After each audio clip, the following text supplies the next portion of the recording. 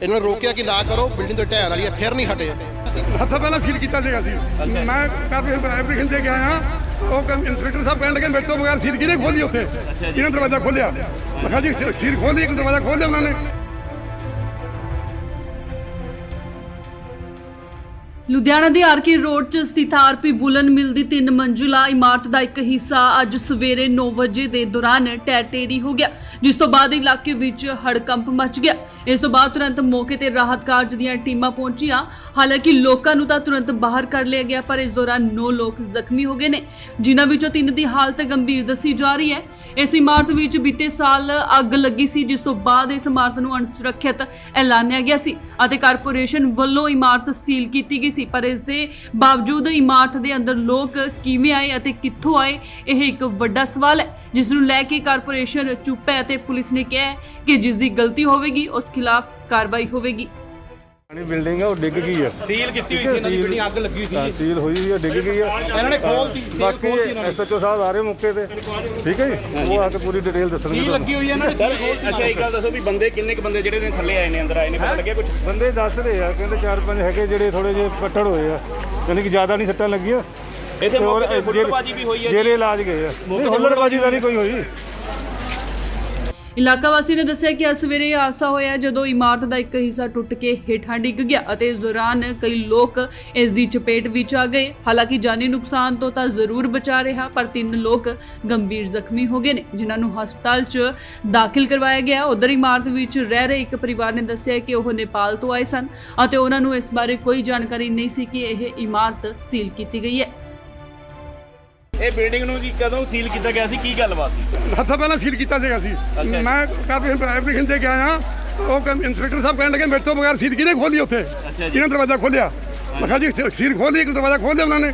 ਕੀ ਕਾਰਵਾਈ ਦੀ ਮੰਗ ਕਰਦੇ ਹੋ? ਅਸੀਂ ਕਾਰਵਾਈ ਕਰਨ, ਸਾਡੀ ਬਿਲਡਿੰਗ ਠੀਕ ਕਰਨ, ਸਾਡਾ ਨੁਕਸਾਨ ਬਹੁਤ ਹੋ, ਮੇਰੀ ਬਿਲਡਿੰਗ ਪਿੱਛੇ ਨਾਲ ਲੱਗਦੀ ਹੈ ਬਿਲਕੁਲ ਪਿੱਛੇ ਇਹਦੇ।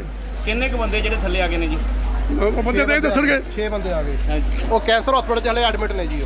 ਉਹਨਾਂ ਦਾ ਹਲੇ ਕੁਝ ਨਹੀਂ ਪਤਾ ਕਿ ਬਚਦੇ ਕਿ ਨਹੀਂ ਬਚਦੇ ਜੀ। ਹਾਲਤ ਕਿਦਾਂ ਦੀ ਉਹਨਾਂ ਦੀ? ਹਾਲਤ 5 ਸਾਲ ਦਾ ਬੱਚਾ ਬਹੁਤ ਨਾਜ਼ੁਕ ਆ, ਉਹਦੇ ਸਾਈ ਨਹੀਂ ਉਹਦੇ ਆਉਂਦੇ। ਆਹ ਦੇਖੋ ਆ ਸਾਰੇ ਗਵਾਹ ਨੇ, ਉੱਥੇ ਹੀ ਹੋ ਕੇ ਆਏ ਨੇ ਉੱਥੋਂ। ਕੀ ਬੱਚਿਆਂ ਦੀ ਕਿੰਨੇ ਕੁ ਬੰਦੇ ਜਿਹੜੇ ਨੇ ਹਸਪਤਾਲ ਦੇ ਵਿੱਚ ਦਾਖਲ ਨੇ? 6-7 ਬੱਚੇ ਨੇ, ਇੱਕ ਮਤਲਬ 2 ਸਾਲ ਦਾ ਇੱਕ ਬੱਚਾ ਹੈ, ਬਾਕੀ 5-7 ਬੰਦੇ ਨੇ। ਉੱਥੇ ਕਿਹਨੂੰ ਨੂੰ ਦੇਖਣ ਨਹੀਂ ਦਿੰਦੇ, ਕਹਿੰਦੇ ਮਾਮਲਾ ਬਹੁਤ ਕ੍ਰਿਟੀਕਲ ਹੈ, ਦੇਖਣ ਨਹੀਂ ਦਿੰਦੇ, ਜਾਣ ਨਹੀਂ ਦਿੰਦੇ ਸਾਨੂੰ ਅੰਦਰ। ਕਹਿੰਦੇ 2 ਸਾਲ ਦਾ ਬੱਚਾ, ਉਹਦੀ ਹਾਲਤ ਜ਼ਿਆਦਾ ਖਰਾਬ ਹੈ। हाँ जी, मैं इसके बाद अब ये सीन लग गया था, हम इधर ही था। बाबू जी आज के गेट में तुम बैठो, जब तक हम आए तब तक गेट खोल लेंगे, तो गेट के बाहर बैठ के गेट के रखवाल करना, तुम चौकीदार है, जब कुछ मुझे कुछ नहीं होगा ऐसे बोला। बस गेट में रहते थे, फैमिली वाला काम करने जाती थी। बच्चे ट्यूशन लगाया था, बच्चे भी ट्यूशन जाता था, मैं बाहर ही खड़ा होता था, गेट के बाहर ही था। कितने बंदे थे? 3 बंदे थे। तीनों बंदे जख्मी? हाँ, 3 बंदे इधर ही थे, जख्मी भी थे। नीचे कोई दबा तो नहीं हुआ? अभी तक कोई नहीं है, अब सामान वामान सब जितना ही पड़ा हुआ है। कितने लोग रह रहे थे यहाँ? हम 3 लोग रहते थे। 3 लोग रहते थे? हाँ जी। तीनों लोग जख्मी हुए? हाँ जी, चोट लगी है तीनों के? चीनू का अभी चोट तो नहीं लगा, थोड़ा हल्का फुल्का अभी लग गया, और जब बाहर भी दौड़ी धूप में मुझे थोड़ा लगा। ये बंद की थी बिल्डिंग? हाँ, बंद हुआ था, इसीलिए मैं फैमिली को निकाल के, वो काम पे थी, बच्चे को भी निकाल दिया था। मैं पता नहीं जब ये हो गया मैं बाहर निकल गया। तो किसने रखा हुआ था? कौन किसकी वजह से रह रहे थे? हम यही बाबूजी के पास, बाबूजी के। आपको पता था बिल्डिंग ये अनसेफ है? नहीं जी, ये पता नहीं था, नया आदमी था, आया भी नहीं था इधर, बस पहली बार है, अभी 4-5 महीना हो गया, नेपाल के रहने वाले हैं। ਉੱਥੇ ਹੀ ਦੂਜੇ ਪਾਸੇ ਫੈਕਟਰੀ ਦੇ ਮਾਲਕ ਨੇ ਕਿਹਾ ਕਿ ਇਸ ਫੈਕਟਰੀ ਦੇ ਵਿੱਚ ਕਿਸੇ ਵੀ ਤਰ੍ਹਾਂ ਦੀ ਕੋਈ ਗਤੀਵਿਧੀ ਨਹੀਂ ਚੱਲ ਰਹੀ ਸੀ। ਉਹਨਾਂ ਨੇ ਕਿਹਾ ਕਿ ਇੱਕ ਕੇਅਰ ਟੇਕਰ ਜ਼ਰੂਰ ਰੱਖਿਆ ਗਿਆ ਸੀ ਜੋ ਇਮਾਰਤ ਦੀ ਸਾਂਭ ਸੰਭਾਲ ਕਰਦਾ ਸੀ। ਇਸ ਤੋਂ ਇਲਾਵਾ ਇਮਾਰਤ ਵਿੱਚ ਕੋਈ ਨਹੀਂ ਸੀ, ਜਦੋਂ ਕਿ ਨੇੜੇ ਤੇੜੇ ਦੇ ਲੋਕਾਂ ਨੇ ਕਿਹਾ ਕਿ ਲੋਕ ਅੰਦਰ ਕੰਮ ਕਰ ਰਹੇ ਸਨ। ਫੈਕਟਰੀ ਮਾਲਕ ਨੇ ਸਾਰੇ ਇਲਜ਼ਾਮਾਂ ਨੂੰ ਗਲਤ ਦੱਸਿਆ। ਸਰ ਕੀ ਗੱਲਬਾਤ ਹੋਈ ਹੈ, ਕੀ ਕਾਰਨ ਹੈ? ਇਹਨਾਂ ਦੀ ਸਾਲ ਪਹਿਲਾਂ ਅੱਗ ਲੱਗੀ ਇਹਨਾਂ ਦੀ ਫੈਕਟਰੀ ਨੂੰ ਪੂਰੀ ਨੂੰ। ਠੀਕ ਹੈ ਜੀ। ਉਸ ਤੋਂ ਬਾਅਦ ਇਹਨਾਂ ਦੀ ਫੈਕਟਰੀ ਬੰਦ ਕਰਤੀ। ਠੀਕ ਹੈ ਜੀ। ਆਹ ਹਫ਼ਤਾ ਪਹਿਲਾਂ ਇਹਨਾਂ ਨੇ ਫੈਕਟਰੀ 'ਚ ਮਸ਼ੀਨਾਂ ਬੁਲਾ ਲਈਆਂ ਅੰਦਰ, 10 ਮਸ਼ੀਨਾਂ ਇਹਨਾਂ ਦੀ ਅੰਦਰ ਆ ਗਈਆਂ ਇਹਨਾਂ ਦੀਆਂ, ਫਿਰ ਕੰਮ ਚਾਲੂ ਕਰਨ ਲੱਗੇ ਆ। ਠੀਕ ਹੈ ਜੀ। ਇਹਨਾਂ ਨੇ ਰੋਕਿਆ ਕਿ ਨਾ ਕਰੋ, ਬਿਲਡਿੰਗ ਤਾਂ ਢਹਿਣ ਵਾਲੀ ਹੈ, ਫਿਰ ਨਹੀਂ ਹਟੇ। ਫਿਰ ਅਸੀਂ ਕਾਰਪੋਰੇਸ਼ਨ 'ਚ ATP ਨੂੰ ਦੇ ਕੇ ਆਇਆ ਸੀ ਤੇ ਬਿਲਡਿੰਗ ਇੰਸਪੈਕਟਰ ਨੂੰ ਜ਼ੋਨ B ਦੇ ਵਿੱਚ ਕਿ ਇਹਨਾਂ ਨੇ ਫਿਰ ਸ਼ੁਰੂ ਕਰਨ ਲੱਗੇ ਆ। ਨਾਲੇ ਇਹ ਕਹਿੰਦੇ ਬਿਲਡਿੰਗ ਸੀਲ ਸੀ, ਫਿਰ ਬਿਲਡਿੰਗ ਸੀਲ ਇਹਨਾਂ ਨੇ ਬਿਲਡਿੰਗ ਸੀਲ ਸੀਗੀ, ਪਹਿਲੇ ਦਿਨ ATP ਸੀ ਕਰ ਕੇ ਗਿਆ, ਅਗਲੇ ਦਿਨ ਇਹਨਾਂ ਨੇ ਬਿਲਡਿੰਗ ਆਪਣੇ ਆਪ ਹੀ ਖੋਲ ਲਈ ਬਿਨਾਂ ਪਰਮਿਸ਼ਨ। ਬਿਨਾਂ ਪਰਮਿਸ਼ਨ। ਇਹਨਾਂ ਕੋਲ ਪਰਮਿਸ਼ਨ ਹੈ ਕਿ ਦਿਖਾਣ ਖੋਲਾ, ਸਾਨੂੰ ਲਿਖ ਕੇ ਮਿਲੀ ਆ ਕਿ ਅਸੀਂ ਖੋਲਣ ਲੱਗੇ ਆ ਬਿਨਾਂ ਪਰਮਿਸ਼ਨ। ਸੀਲ ਬਿਨਾਂ ਖੋਲ ਦੀ ਇਹਨਾਂ ਨੇ। ਸੀਲ ਹੋਈ ਹੈ ਜੀ, ਪਰਸੋਂ ਸੀਲ ਹੋਈ ਹੈ। 4 ਦਿਨ ਹੋ ਗਏ, 5 ਦਿਨ ਹੋ ਗਏ ਸੀਲ ਹੋਈ ਨੂੰ। ਪਰਸੋਂ ਜਿਹੜਾ ਸੀਲ 5 ਦਿਨ ਹੋ ਗਏ ਸੀਲ ਹੋਈ ਨੂੰ। ਆ ਦੇਖੋ ਹੁਣ 2 ਦਿਨ ਤੇ ਹੁਣ 5 ਦਿਨ ਆ ਗਏ ਇਹਨਾਂ ਦੇ। ਹਾਂਜੀ, ਨਹੀਂ ਖੋਲੀ ਕਿਉਂ ਫਿਰ ਤੁਸੀਂ ਦੱਸੋ। ਜੇ ਖੋਲੀ ਨਹੀਂ ਹੈ ਜੀ, ਨਹੀਂ ਖੋਲੀ ਬਿਲਡਿੰਗ।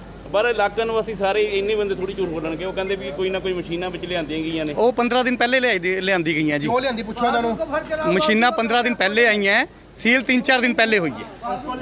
ਅੱਛਾ, ਪਹਿਲਾਂ ਤੁਸੀਂ ਰੈਨੋਵੇਸ਼ਨ ਕਿਉਂ ਨਹੀਂ ਕਰਾਈ ਜੇ ਤੁਹਾਨੂੰ ਪਤਾ ਸੀ ਵੀ ਬਿਲਡਿੰਗ ਨੂੰ ਅੱਗ ਲੱਗੀ ਹੈ ਤੁਹਾਡੀ ਬਿਲਡਿੰਗ? ਇੰਸ਼ੋਰੈਂਸ ਕੰਪਨੀ ਨੇ ਪਰਮਿਸ਼ਨ ਨਹੀਂ ਦਿੱਤੀ ਜੀ। ਜਰ ਸੀ ਬਿਲਡਿੰਗ ਇੰਸ਼ੋਰੈਂਸ ਕੰਪਨੀ ਹਾਂ ਪਰਮਿਸ਼ਨ ਨਹੀਂ ਤੇ ਫਿਰ ਇਹਨਾਂ ਮਸ਼ੀਨਾਂ ਨੇ ਆਪਣੇ ਆਪ ਹੀ ਲਾ ਲੀਆਂ। ਮੰਗ ਕੀ ਕਰਦੇ ਹੋ ਸਰ ਤੁਸੀਂ? ਬਸ ਉਹ ਲੇਬਰ ਸਾਡੇ 4 ਬੰਦੇ ਅੰਦਰ ਮਰ ਗਏ। ਕੀ ਕਾਰਨ ਕੀ ਹੋਇਆ? ਇਹਦੇ ਮੋਰੇ 'ਚ ਕੋਈ ਜਵਾਬ ਨਹੀਂ ਹੈਗਾ। ਦੱਸੋ ਭਾਜੀ ਹੋਇਆ ਕੀ ਹੈ, ਕੀ ਕਾਰਨ ਸੀ? ਫਾਇਰ ਇਫੈਕਟਡ ਬਿਲਡਿੰਗ ਹੈਗੀ ਹੈ, ਫਾਇਰ ਹੋਈ ਸੀ ਸਾਲ ਪਹਿਲੇ ਅੱਛਾ ਜੀ। ਤੇ ਉਹ ਡਿਮੋਲਿਸ਼ ਹੋ ਗਈ। ਨਹੀਂ ਡਿਮੋਲਿਸ਼ ਹੋ ਗਈ ਕਹਿੰਦੇ, ਬਿਲਡਿੰਗ ਸੀਲ ਕੀਤੀ ਗਈ ਸੀ। ਹਾਂਜੀ ਹਾਂਜੀ। ਫਿਰ ਬਿਲਡਿੰਗ ਖੋਲੀ ਕਦੋਂ ਗਈ ਹੈ ਜੀ? ਖੋਲੀ ਨਹੀਂ ਗਈ ਜੀ, ਸੀਲਡ ਹੀ ਹੈ। ਸਿਰਫ ਕੇਅਰ ਟੇਕਰ ਇੱਕ ਹੈਗਾ ਉੱਥੇ। ਬੋਲੋ ਜੀ। ਸਿਰਫ ਇੱਕ ਕੇਅਰ ਟੇਕਰ ਹੈ, ਇਹ ਸਿਰਫ ਇੱਕ ਕੇਅਰ ਟੇਕਰ ਹੈਗਾ ਉਰੇ, ਹੋਰ ਕੋਈ ਨਹੀਂ। ਬਿਲਡਿੰਗ ਸੀਲ ਸੀਗੀ ਤੁਹਾਡੀ? ਹਾਂਜੀ ਹਾਂਜੀ। ਤੇ ਪਰ ਇਲਾਕਾ ਨਿਵਾਸੀ ਕਹਿ ਰਹੇ ਨੇ ਵੀ ਬਿਲਡਿੰਗ ਖੋਲੀ ਗਈ ਸੀ, ਉਹਦੇ ਵਿੱਚ ਰੈਨੋਵੇਸ਼ਨ ਦੀ ਕੋਸ਼ਿਸ਼ ਕੀਤੀ ਗਈ ਸੀ। ਨਹੀਂ ਜੀ ਨਹੀਂ, ਕੋਈ ਕੰਮ ਨਹੀਂ ਚੱਲ ਰਿਹਾ। ਕੋਈ ਕੰਮ ਨਹੀਂ ਚੱਲ ਰਿਹਾ। ਉੱਥੇ ਹੀ ਮੌਕੇ ਤੇ ਪਹੁੰਚੀ ਪੁਲਿਸ ਨੇ ਕਿਹਾ ਕਿ ਕੋਈ ਵੀ ਜਾਨੀ ਨੁਕਸਾਨ ਨਹੀਂ ਹੈ, ਸਭ ਨੂੰ ਸੁਰੱਖਿਅਤ ਬਚਾ ਲਿਆ ਗਿਆ ਤੇ ਇਮਾਰਤ ਕਾਰਪੋਰੇਸ਼ਨ ਵੱਲੋਂ ਸੀਲ ਕੀਤੀ ਗਈ ਸੀ। ਜੇਕਰ ਕਿਸੇ ਦੀ ਗਲਤੀ ਹੋਵੇਗੀ ਤਾਂ ਉਸ ਖਿਲਾਫ ਕਾਰਵਾਈ ਹੋਵੇਗੀ। ਮਾਮਲਾ ਹੈ ਜਿਹੜੀ ਬਿਲਡਿੰਗ ਹੈ ਜਿਹੜੀ ਡਿੱਗੀ ਹੈ, ਜਿਹਦਾ ਪੋਰਸ਼ਨ ਉੱਪਰਲਾ, ਇਹ ਪਿਛਲੇ ਸਾਲ ਮਈ ਵਿੱਚ ਅੱਗ ਲੱਗ ਕੇ ਸਾਰੀ ਡਿਸੇਬਲ ਹੋ ਗਈ ਸੀ। ਕਾਰਪੋਰੇਸ਼ਨ ਸੀਲ ਕੀਤੀ ਹੋਈ ਹੈ। ਅੱਜ ਦੁਪਹਿਰ ਸਵੇਰੇ ਦਾ ਉੱਪਰਲਾ ਹਿੱਸਾ ਡਿੱਗ ਪਿਆ। ਨਾਲ ਦੇ ਇੱਕ ਵਿਹੜਾ ਬਣਿਆ ਹੈ ਜਿੱਥੇ ਕੁਆਟਰ ਹੈ, ਘੱਟੋ ਘੱਟ 100 ਦੇ ਉੱਪਰ ਕੁਆਟਰ ਹੈ, ਉਹਦੇ ਉੱਪਰ ਮਲਬਾ ਡਿੱਗਾ ਥੋੜ੍ਹਾ ਬਹੁਤਾ। ਬਚਾਅ ਬੰਦਿਆਂ ਦਾ ਬਚਾਇਆ, ਜਾਨੀ ਨੁਕਸਾਨ ਕਿਸੇ ਦਾ ਨਹੀਂ ਹੈ। ਮਾਲੀ ਨੁਕਸਾਨ ਥੋੜ੍ਹਾ ਬਹੁਤਾ ਹੋਇਆ, ਉਹ ਅਸੀਂ ਕਰਦੇ ਕਾਰਵਾਈ। ਸਾਰੇ ਬੰਦੇ ਹਸਪਤਾਲ ਪਹੁੰਚਾਤੇ? ਬਿਲਕੁਲ ਜੀ, ਜੋ ਬੰਦੇ 7-8 ਤੇ ਲੱਗੀਆਂ ਸੱਟਾਂ ਥੋੜੀ ਬਹੁਤੀਆਂ, ਉਹ ਹਸਪਤਾਲ ਪਹੁੰਚਾਤੇ ਆ। ਇਲਾਜ ਕੋਈ ਦੱਬਿਆ ਨਹੀਂ, ਕੋਈ ਬਿਲਕੁਲ ਠੀਕ ਠਾਕ ਹੈ। ਇਮਾਰਤ ਅਨਸੇਫ ਸੀ ਜੀ ਇਹ? ਇਮਾਰਤ ਅਨਸੇਫ ਸੀ ਕਿਉਂਕਿ ਅੱਗ ਲੱਗ ਕੇ ਸੜ ਗਈ ਸੀ ਸਾਰੀ। ਤੇ ਜਾਂਚ ਕੀਤੀ ਜਾਏਗੀ ਬੰਦੇ ਕਿਉਂ ਰਹਿ ਰਹੇ ਸੀ, ਕੌਣ ਇਹਨਾਂ ਨੂੰ ਇੱਥੇ? ਹਾਂ, ਇਹ ਜਿਹੜੀ ਸੀਲ ਬਾਰੇ ਹੈ ਕਾਰਪੋਰੇਸ਼ਨ ਕਾਰਵਾਈ ਕਰੂਗੀ। ਜੇ ਤੋੜੀ ਆ ਜਾਂ ਨਹੀਂ ਤੋੜੀ ਇਹ ਨਹੀਂ ਦੇਖਣਾ ਹੈ। ਬਾਕੀ ਜੇ ਅੰਦਰ ਬੰਦੇ ਰਹਿ ਰਹੇ ਸੀ ਤਾਂ ਕਾਰਪੋਰੇਸ਼ਨ ਇਹ ਕਰੇਗੀ, ਸੀਲ ਤੋੜੂਗਾ ਉਹਦੇ ਖਿਲਾਫ ਕਾਰਵਾਈ ਕੀਤੀ ਜਾਊਗੀ। ਸੋ ਇਸ ਪੂਰੇ ਮਾਮਲੇ ਦੇ ਵਿੱਚ ਕਾਰਪੋਰੇਸ਼ਨ ਦੀ ਵੱਡੀ ਲਾਪਰਵਾਹੀ ਵੇਖਣ ਨੂੰ ਮਿਲੀ ਹੈ। ਇਮਾਰਤ ਸੀਲ ਹੋਣ ਦੇ ਬਾਵਜੂਦ ਅੰਦਰ ਗਤੀਵਿਧੀਆਂ ਚੱਲ ਰਹੀਆਂ ਸਨ ਅਤੇ ਕਾਰਪੋਰੇਸ਼ਨ ਇਸ ਤੋਂ ਪੂਰੀ ਤਰ੍ਹਾਂ ਬੇਖਬਰ ਸੀ, ਜਦੋਂ ਕਿ ਇਮਾਰਤ ਨੂੰ ਪਹਿਲਾਂ ਹੀ ਅਣਸੁਰੱਖਿਅਤ ਐਲਾਨਿਆ ਗਿਆ ਸੀ। ਮੀਡੀਆ ਦੇ ਪਹੁੰਚਣ ਤੋਂ ਬਾਅਦ ਤੁਰੰਤ ਨਗਰ ਨਿਗਮ ਦੇ ਅਧਿਕਾਰੀਆਂ ਵੱਲੋਂ ਆ ਕੇ ਇਮਾਰਤ ਨੂੰ ਮੁੜ ਸੀਲ ਕੀਤਾ ਗਿਆ। ਲੁਧਿਆਣਾ ਤੋਂ ਪ੍ਰਦੀਪ ਭੰਡਾਰੀ, ਇੰਡੋਸ TV, ਆਸਟ੍ਰੇਲੀਆ।